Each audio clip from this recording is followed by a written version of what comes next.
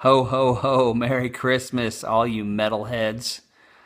Today on the Heavens Metal Podcast, we're going to talk about your Christmas wish list. What might a heavy metal rocker dude or woman want for Christmas? Well, I've got some suggestions on the Heavens Metal Podcast.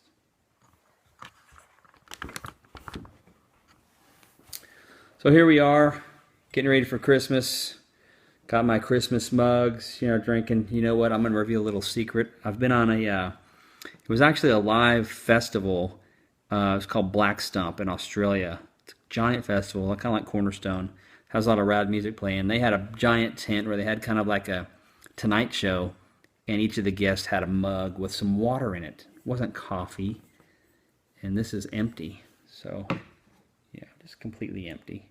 But it's the Christmas season. Here we go. So I want to talk about some albums that you might want to pick up.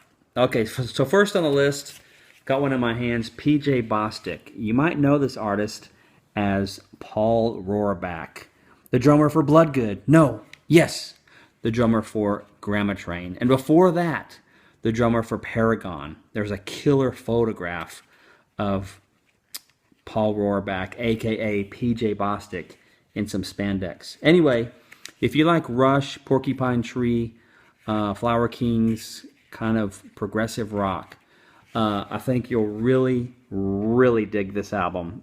I'm serious. And musically, this dude plays everything on this album. Paul, or PJ, he always wanted to kind of give tribute to his real dad, I think it was. Maybe his stepdad, I can't remember the story. I think it's his real dad. And use his last name, so PJ, Paul, I don't know what his middle name is. Let's say it's Jack. PJ Bostic is a way for him later on in his career to pay tribute to his dad. But this dude played guitar, and it's really, really good guitar. And he plays drums, of course, because he's a really, really good drummer. And he sings and he plays bass. He just really does a good job on this album. I'm happy to say I know the guy, but I would be digging this stuff. A lot of it is reminiscent of Rush, kind of not really the 80s keyboard heavy Rush after Moving Pictures On, not really the pre-70s harder rock working man Rush, but kind of the Snakes and Arrows kind of Rush. It's just good. Okay, so Tim Bouchon, O Come Emmanuel. So I'm basically, remember how I said they cheat on game shows? I cheated on this. I printed this cover out and I stuck it in a U2 CD, and somehow I printed the wrong PDF and had this image on top of it. But this is like the real album cover, just to forget this white text and imagine this. Anyway, this dude's from Love War, and he used to do a Christmas song about once every year for about 6 years in a row. So he's built up about a dozen songs, so he put them out on an album, and this is really good rockin' Christmas. If you want to hear some Christmas songs that are rocked out, check this out. This is fresh, this is new, it just came out. Okay, Theocracy, Ghost Ship. Oh my gosh, you've got to get this album. It's really heavy, progressive power metal. This is like their third album, I think. Maybe there's more than that. They're from Athens, Georgia, which is known for like REM and alternative mellow stuff. And this is raging, full-on power metal with kind of an operatic vocalist that can really wail and sing, kind of power metal. Really love the song The Wonder of It All. It's got a great melody in the chorus, and there's a song called Around the World and Back, which kind of starts off like prog rock, really mellow, kind of like talking to somebody going on a journey. And love that song. So Theocracy, Ghost Ship, just came out this fall. Get it, get it, get it. Michael Sweet has a solo album called One-Sided War. You can't go wrong getting that. These are really, really good tunes. The guitar playing is really good. He's got some guest guitar players, like that Hofstra dude that plays with Whitesnake and a bunch of bands. There's a song called Radio that's really cool.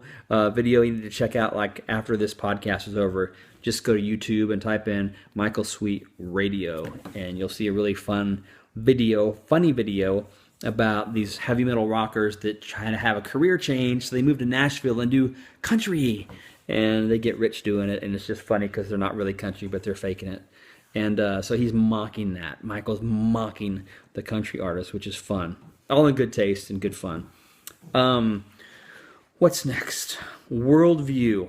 This is another power metal band made up of George Ochoa, some of his friends from LA, and Ray Parra, the singer for Sacred Warrior. Now, this music sounds nothing like Recon or Deliverance or Sacred Warrior, Ray Parra's band. They sound a little bit like all of those, elements of all of those, but the songwriting is really heavy, it's dynamic, it's got some epic tunes in it. I really like the song Prisoner of Pain. Somewhat reminiscent of the Obsessions era of Sacred Warrior, but you really like this. And the title track, The Chosen Few, is really good. Now, if you want something mellow and contemplative, some of you older Christians may have listened to John Michael Talbot and really gotten into his contemplative worship, which is really good. It's really deep, and it's really a mood setter. Really good. Now, there's this artist that I've always loved that was kind of remind me of Alan Parsons.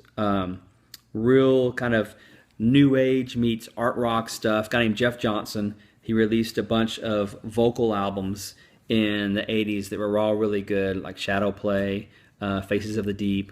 Check that stuff out. Well, he's got a relatively new album, came out about 2.5 years ago, called Broken Gazing. And this has got some really contemplative, worshipful tunes. Not super mellow like his solo new age instrumental stuff that he came out with in the mid 80s as well, that he got really popular with.